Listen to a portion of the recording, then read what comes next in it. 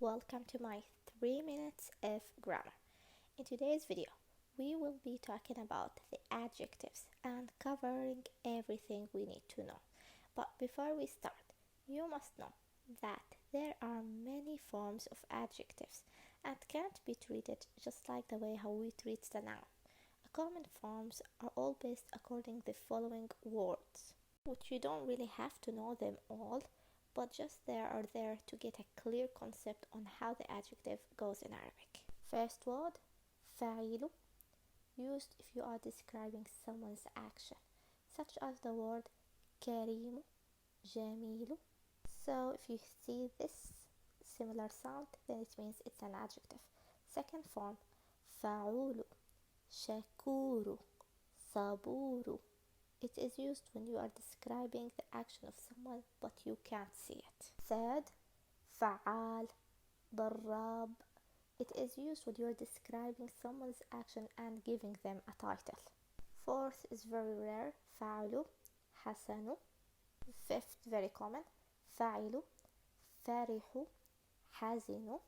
It is used when you're describing a group of people excluding yourself in the past tense. Sixth form, فعلان, used when you're describing yourself. عطشان, عطشان, I'm thirsty. Form number 7, فعال. It is used when you are denoting trades such as نجار, خياط, حمال. So all of these are a title of a work. In Arabic, they are considered to be an adjective since they describe an individual's qualifications. And lastly, the last step of Arabic, if you have a name of an object and add the letter ya with a shaddad double ya, then you will end up with a well-descriptive word such as warda.